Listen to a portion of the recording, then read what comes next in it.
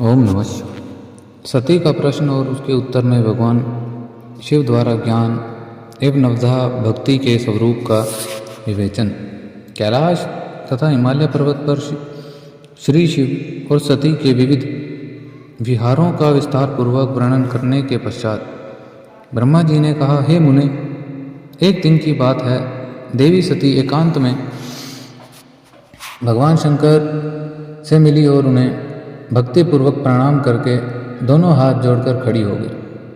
प्रभु शंकर को पूर्ण प्रसन्न जान नमस्कार करके विनीत भाव से खड़ी हुई दक्ष कुमारी सती भक्ति भाव से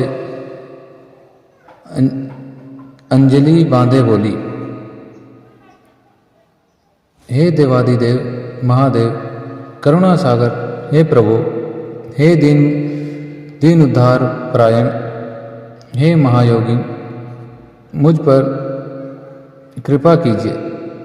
आप परम पुरुष, सबके स्वामी, रजोगुण, सतोगुण और तमोगुण से परे हैं, निर्गुण भी हैं और सगुण भी हैं। आप सबके साक्षी, निर्विकार और महाप्रभु हैं। हे हर, मैं धन्य हूँ जो आपकी कामिनी और आपके साथ सुंदर विहार करने वाली आपकी प्रिय हुई। स्वामिन, आप अपनी भक्त वत्सला से ही प्रेरित होकर मेरे पति हुए। हे नाथ, मैंने बहुत वर्षों तक आपके साथ विहार किया। महेशान, इससे मैं बहुत संतुष्ट हुई और अब मेरा मन उधर से हट गया है। देवेश्वर हर, अब तो मैं उस परम तत्व का ज्ञान प्राप्त करना चाहती हूँ जो निर्तिशय सुख प्रदान करने वाला है तथा जिसके द्वारा जीव संसार दुख से अनायास ही उद्धार पा सकता है। नाथ, जिस कर्म का अनुष्ठान करके विषयी जीव भी परम पद को प्राप्त कर लें और संसार बंधन से न बंधें, उसे आप बताइए, मुझ पर कृपा कीजिए। ब्रह्मा जी कहते हैं,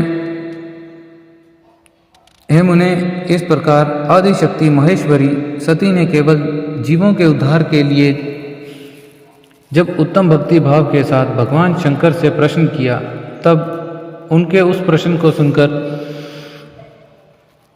स्वेच्छा से शरीर धारण करने वाले तथा योग के द्वारा भोग से विरक्त चित्त वाले स्वामी शिव ने अत्यंत प्रसन्न होकर सती को इस प्रकार कहा, हे देवी दक्ष नंदिनी महेश्वरी, सुनो। मैं उसी परम तत्व का वर्णन करता हूँ जिससे वासनाबद्ध जीव तत्काल मुक्त हो जाता है। परमेश्वरी, तुम विज्ञान को परम तत्व जानो। विज्ञान वह है जिसके उदय होने पर मैं ब्रह्म हूँ और दृढ़ निश्चय हो जाता हूँ। ब्रह्म के सिवा दूसरी किसी वस्तु का स्मरण नहीं रहता तथा उस विज्ञानी पुरुष की बुद्धि सर्वथा शुद्ध हो जाती है। हे प्रिय, वह विज्ञान दुर्लभ है। इस त्रिलोकी में उसका ज्ञाता कोई विरला ही होता है। वह तो जो और जैसा भी है सदा मेरा स्वरूप ही है, साक्षात पर ब्रह्म है। उस विज्ञान की माता है मेरी भक्ति, जो भोग और मोक्ष रूप फल प्रदान करने वाली। वह मेरी कृपा से सुलभ होती है। भक्ति 9 प्रकार की बताई गई है। हे सती, भक्ति और ज्ञान में कोई भेद नहीं है। भक्त और ज्ञानी दोनों को ही सदा सुख प्राप्त होता है। जो भक्ति का विरोधी है उसे ज्ञान की प्राप्ति नहीं ही होती।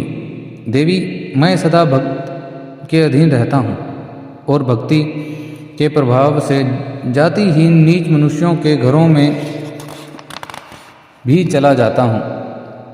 इसमें संशय नहीं है। सती वह भक्ति दो प्रकार की है,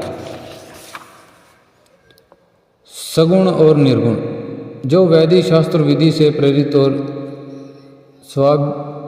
स्वाभाविकी हृदय से सहज अनुराग में प्रेरित भक्ति होती है, वह श्रेष्ठ है। और इससे भिन्न जो कामना मूलक भक्ति होती है, वह निम्न कोटि की मानी गई है।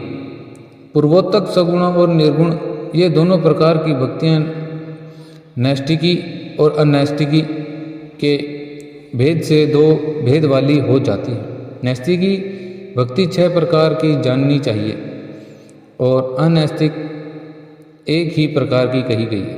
विद्वान पुरुष विहित और अविहिता आदि भेद से उसे अनेक प्रकार की मानते हैं। इस द्विविध भक्तियों के बहुत से भेद प्रभेद होने के कारण इनके तत्व का अन्यंत्र वर्णन किया गया है। प्रिय मुनियों ने सगुण और निर्गुण दोनों भक्तियों को 9 अंग बताए हैं। हे दक्ष नंदिनी, मैं उन 9 अंगों का वर्णन करता हूँ, तुम प्रेम से सुनो। हे देवी, श्रवण कीर्तन स्मरण सेवन दास्य अर्चन सदा मेरा वंदन साख्य और आत्मसमर्पण, ये विद्वानों ने भक्ति के 9 अंग माने हैं। शिवे भक्ति के उपांग भी बहुत से बताए गए हैं। ओम नमः शिवाय।